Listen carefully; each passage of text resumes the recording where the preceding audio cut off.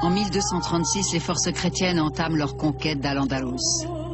Les villes tombées deviennent autant de seuils par lesquels le savoir des musulmans et des juifs se répand dans l'Europe chrétienne, frayant ainsi la voie à la Renaissance. Presque toute la péninsule ibérique est désormais chrétienne, mais la culture d'Al-Andalus reste vivante.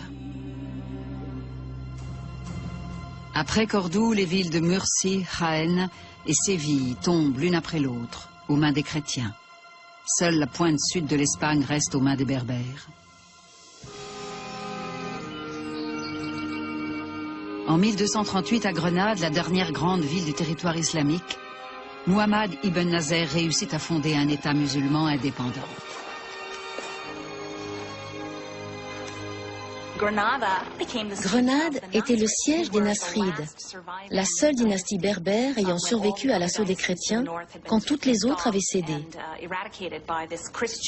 C'est ainsi qu'elle est devenue capitale du dernier royaume islamique d'Espagne. Protégée par une imposante chaîne montagneuse, la région développe activement son économie basée sur la production de la soie et le travail des tissus. Grenade impressionnait par son habileté. Personnellement, je reste surpris de voir que ce royaume ait pu survivre 200 ans après l'effondrement de la domination musulmane. Il est évident que les Nasrides étaient de vrais maîtres dans l'art de survivre. Au XIIIe et XIVe siècle, Grenade a sûrement été un endroit passionnant, que vous y soyez chrétien, juif ou musulman. En regard de la taille de la ville, sa population était importante, car de nombreux musulmans venus des autres régions de la péninsule s'y étaient installés. Tant que Grenade peut préserver son indépendance, elle reste le seul refuge pour tous les musulmans qui fuient le nouveau royaume chrétien. Ils doivent à présent recommencer une nouvelle vie. Nombre d'entre eux viennent de Séville. En 1248, une armée chrétienne s'est brutalement emparée de la ville, et tous les musulmans en ont été chassés, ne gardant avec eux que les seuls effets qu'ils pouvaient porter dans leurs bras. Les royaumes chrétiens gagnent du terrain. La Castille se réserve les fleurons d'Al-Andalus. Séville et les terres fertiles longeant le Guadalquivir. Le sud, avec ses richesses, est totalement envahi. Où est Cordoue, patrie sans égale des sciences et des lettrés? Où est Séville, source de tant de délices, comme sa rivière, source de vie? C'étaient les colonnes du pays. Cependant, les colonnes ont disparu, et le pays n'est plus. Al-Andalus appartient désormais au passé. Les rois très chrétiens y érigent de nouveaux édifices, installent de nouveaux habitants. Les anciens sont maintenant des étrangers dans leur propre ville. Seuls quelques artisans de choix ont le droit de rester. Les tuiliers, les charpentiers, les tailleurs de pierre et les stucateurs étaient très recherchés. Ils représentaient tous les corps de métier du bâtiment. Les nouveaux maîtres ne voulaient pas se passer de leur talent. Ils savaient que le savoir-faire de ces hommes leur serait précieux.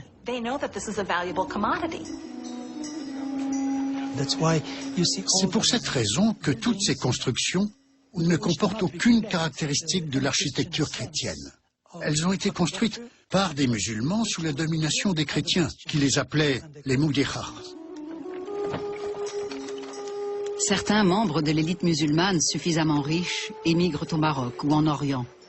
La plupart de ceux qui restent sont chassés de leur ville. Sous les nouveaux maîtres, les Juifs jouissent d'une plus grande liberté. Résidant principalement dans les grands centres urbains, ils ont développé des compétences administratives et commerciales qui intéressent. Certains Juifs connaissent bien l'agriculture d'Al-Andalus et deviennent de riches propriétaires terriens.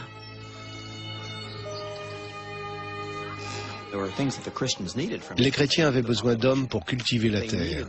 Les Juifs étaient de bons gestionnaires. Ils connaissaient bien les systèmes d'irrigation. Et ils maîtrisaient, contrairement aux nouveaux maîtres, la langue de la population locale, l'arabe. C'était une chance pour eux. Au début, les Juifs prospèrent dans les nouveaux territoires chrétiens. Mais au cours du siècle suivant, leurs conditions de vie commencent à se détériorer. Peu à peu, les chrétiens ont pris les choses en main. Les Juifs ont été remerciés. Leur talent n'était plus indispensable. Au XIIIe siècle, l'attitude de la population chrétienne vis-à-vis des Juifs d'Espagne est de plus en plus hostile. Les conquérants chrétiens sont maintenant bien établis. En 1252, Alphonse X est couronné roi de Castille et Léon et règne désormais sur le plus grand royaume chrétien de la péninsule ibérique.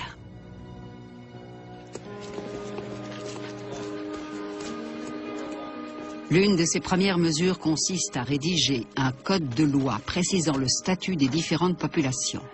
Pour les musulmans et les juifs, tout s'aggrave.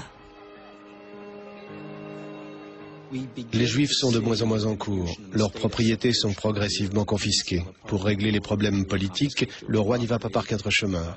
Il emprisonne purement et simplement le chef de la communauté juive. Les sujets chrétiens d'Alphonse X exigent que les Juifs reçoivent des coups de fouet en public quand ils ne portent pas les vêtements qui permettent clairement de les identifier. Les punitions sont parfois encore plus cruelles.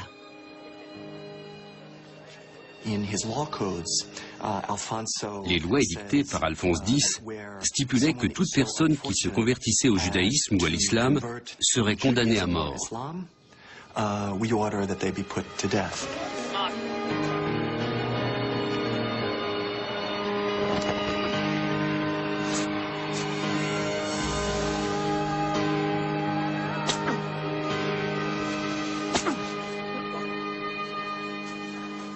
Dans le contexte de ces changements et bouleversements, personne n'incarne aussi clairement le paradoxe du royaume que le roi lui-même.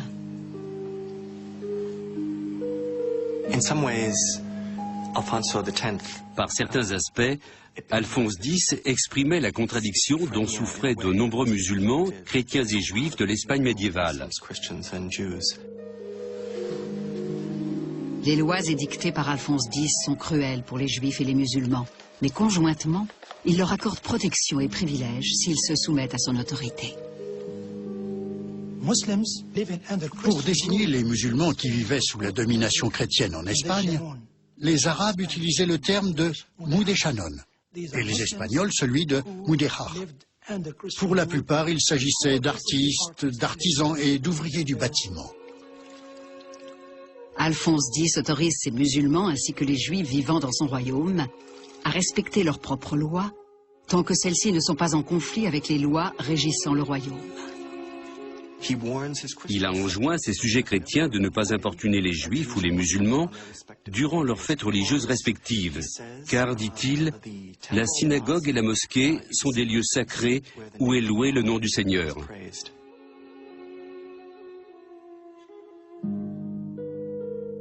Curieusement, Alphonse X, le dur législateur chrétien, est aussi un amoureux de la poésie et de l'art de l'Espagne islamique.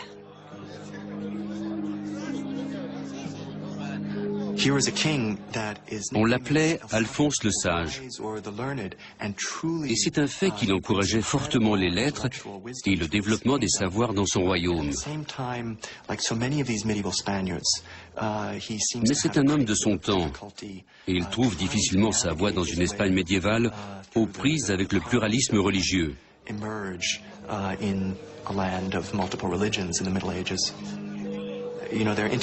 L'esprit de la population de cette époque était très différent du nôtre. Il vivait parfois un douloureux conflit,